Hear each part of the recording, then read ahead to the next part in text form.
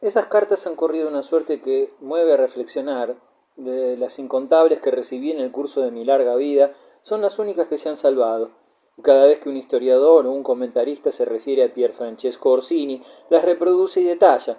Se han perdido las otras cartas que me dirigió Aníbal Caro, en ocasiones diversas, y que revistieron una trascendencia mucho mayor. Las de mis dos abuelos, las de Julia Farnese, las de Hipólito de Medici, de Lorenzino, de Pierluigi, de Julia Gonzaga, de Miguel Ángel, de Madruzzo, de Molsa, de Lorenzo Lotto, de Sansovino, de Aretino, de Betuzzi, de Hipólito de Este, de Benvenuto, de Paracelso, de Messer Pandolfo, de Piero Valeriano, de la Marquesa de Mantua, de Valerio Orsini, de Violante, de Juan Bautista Martelli, de Horacio Orsini, del Duque de Mugnano, de Pantasilea. Se han perdido las que le mandé a Julia durante nuestro noviazgo y que eran, en mi opinión, admirables. En esa época escribíamos enormemente y todo lo que me concierne se ha perdido. Yo, tan guardador y clasificador de cosas, no fui un archivero como mi padre. Rompía, extraviaba. Cuando Bomarzo se vendió a los Lantes de la Rovere, hicieron fogatas con los papeles que habían quedado, amarillos en el olvido de los cofres, sin ni siquiera fijarse en la fama de las rúbricas. Solo han sobrevivido, irónicamente, de aquel tesoro dos cartas de Aníbal Caro. Dedúcese de ello lo difícil que resulta juzgar a un hombre después de muerto, por los escasos documentos que flotan, absurdos, inconexos, arbitrarios, en la vaguedad de su estela. El biógrafo arma su puzzle a conciencia, valiéndose de los incoherentes, desilvanados testimonios escritos que el capricho del azar preservó, y el resto, la intimidad del personaje y a menudo sus rasgos y datos esenciales se le escapan. Cree haber apresado en las redes de la erudición y de la exégesis a alguien con quien lo vincula cierta incalculable afinidad, muerto hace muchos años, y no hace más que recoger los fragmentos heteróclitos de un naufragio. Si el inspirador de este estudio pudiese apreciar el fruto de las investigaciones, estupefacto, no se reconocería. Yo soy una prueba de ello. Las cartas de Caro me persiguen. Se diría que nadie más se ha interesado por mí, y el interés que evidencian es muy modesto. Felizmente he gozado de la prerrogativa sobrenatural de componer estas memorias, pues de lo contrario, y a pesar del inmenso trabajo que me he dado para proteger mi recuerdo del olvido, nadie conocería de mí más que ciertas informaciones genealógicas y ciertas menudencias biográficas, en general equivocadas. Pero, preguntará el lector, ¿valía la pena consagrar un libro tan voluminoso a una vida tan intrascendente? Le responderé que para mí no lo es, que para nadie es intrascendente su propia vida, sino única y maravillosa, y que nadie lo obligó a leerla. Y le responderé que observe mi existencia con atención y que no tendrá más remedio que convenir en que fue maravillosa. Por algo, al fin y al cabo, se me ha concedido la posibilidad de narrarla punto por punto.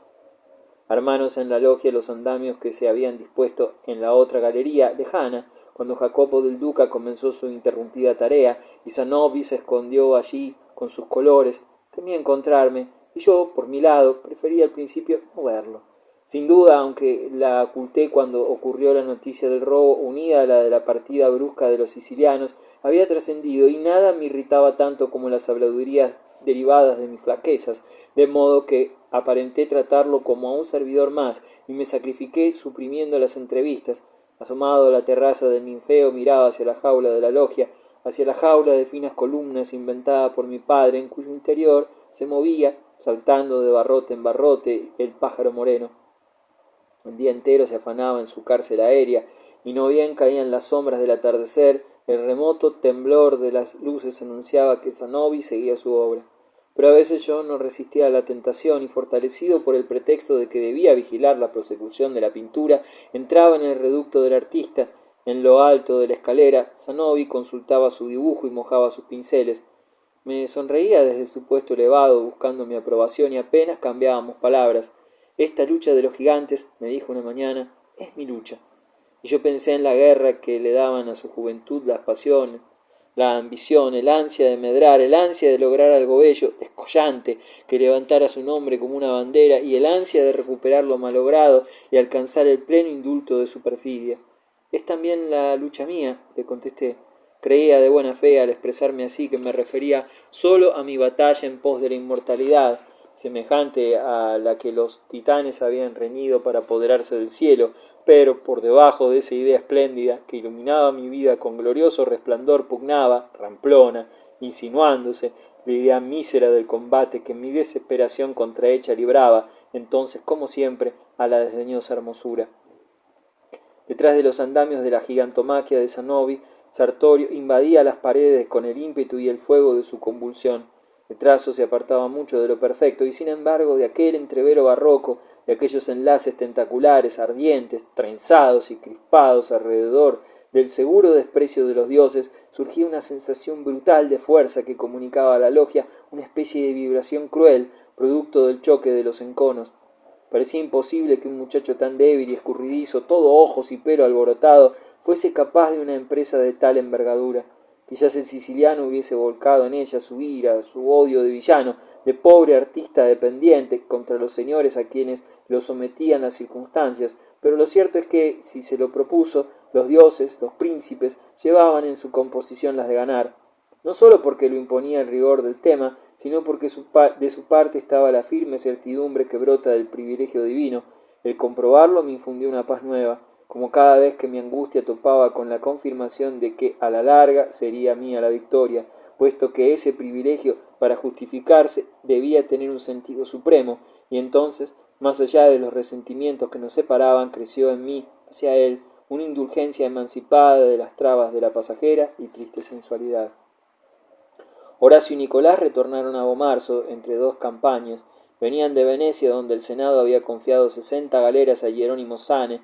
La cristiandad observaba con inquietud creciente los manejos de los turcos. Quío y Naxos cayeron en poder del sultán, y a Venecia no le quedaban en el Levante más que Chipre y Candia. Los dos Orsini abundaban en noticias frescas. Al escucharlos me di cuán estrecho era mi encierro egoísta.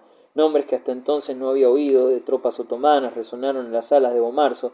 Los genízaros, instituidos por Morad II, a imitación de la falange alejandrina, su jefe, el Aga Grande, que comandaba 12.000 hombres y era yerno de su señor, los Basi, capitanes de 100 genízaros, los Deli, los pintorescos y feroces bravos turcos, ceñidos con pieles de leopardo, erguidos sobre caballos cubiertos con pieles de león, y todos ellos erizados de plumas hasta el escudo, que parecía un ala abierta encima de la cual fulguraba el alzón y la cimitarra. El extraño, peligroso oriente invadió mi asilo, rodeando con su prestigio diabólico a las jóvenes militares.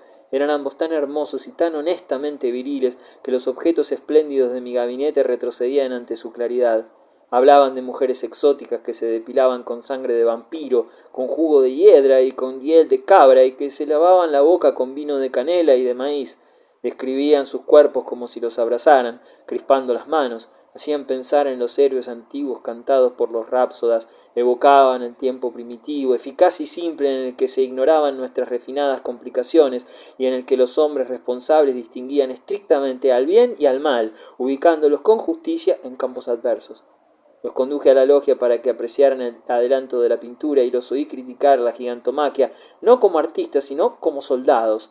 Zanobi descendió de su escalera y cuando se inclinó delante de los príncipes me pareció mezquino, vil, insustancial, un mico entre cachorros de tigre, haciendo monerías, jugando con potes de color. Nos asomamos al parapeto para mirar desde arriba el sacro bosque. Arrastrábase el ocaso pesadamente como un manto de turbios rojos y amarillos sobre las esculturas. Los obreros regresaban a la aldea y en la soledad del valle donde dialogaban los arroyuelos, las rocas esculpidas parecían interpelarse, alzando los brazos enfáticos, torciendo las cabezotas arriles. Pronto comenzó a flotar la luna sobre los montes y el largo proscenio adquirió una majestad religiosa. Los chistidos de los búhos y de los murciélagos se mezclaban con las voces trémulas del agua. Rieron los muchachos cuando les referí que los campesinos eran detenidos por espectros en la espesura y que en el Tíber habían divisado una barca tripulada por demonios. Los demonios van por el mar Adriático, por el mar Egeo, dijo Nicolás. Vienen de la sublime puerta a matarnos, dijo Horacio Orsini. Permanecimos en silencio. La bruma se insinuaba sobre el río distante. Se plantearon los monstruos de piedra. Es como un teatro, murmuró Nicolás. Es muy bello, murmuró Horacio. Es como si nos hallásemos fuera del mundo. Zanobi, que estaba a mi lado, me rozó con el codo, pero ese roce no era casual. Recordé a años y años de lejanía una sensación semejante en Florencia. Adriana y yo nos cruzábamos rozándonos levemente en la escalinata del palacio, en momentos en que partían los cazadores de Hipólito. Me volví hacia el pintor y lo enfrenté con dureza. Luego tomé por el brazo a los dos muchachos y pasé con ellos a la sala de los emperadores. Habría que dar aquí una gran fiesta, les comuniqué, para celebrar vuestro regreso. Encendiéronse los ojos de Horacio. En el parque, y con antorchas, y con disfraces, añadió Nicolás. Una maravilla, los trajes, las máscaras, entre los monstruos. Les prometí que lo haría, aunque mi obra no estuviese pronta aún. Mandaríamos invitaciones a nuestros grandes parientes, a Roma, a todas partes. Un baile a la luz de las antorchas con personajes disfrazados de sátiros, de ninfas, con escenas de la guerra turca en el archipiélago, con osos y aves raras, y de Gem adornado de guirnaldas púrpuras, llevado por Segismundo que vestiría de príncipe persa, la mitad de la cara bajo la venda tachonada de rubíes.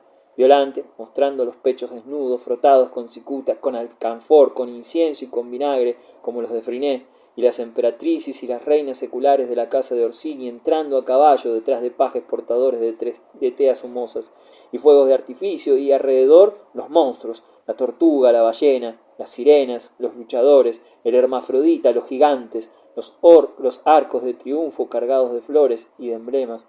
Los guerreros se convirtieron velozmente en cortesanos. Copiaban listas de nombres. No había que olvidar a las hijas de la duquesa de Poli, sobrinas de Julia Farnese, cuyos cuerpos eran tan rítmicos cuando caminaban que parecían estar danzando. Ni al cardenal Hipólito de este había que deslumbrarlo, pero no vendría, porque le zumbaban los oídos, ni al duque de Bracciano, que pretendía sin razón alguna ser el jefe de los Orsini, ni al riquísimo León Orsini, el que había terminado por acumular ávidamente las propiedades de su rama, ni a las hermanas del conde de Montegualandro, que se aburrían en Perusa entre tapices y orfebrerías fabulosas.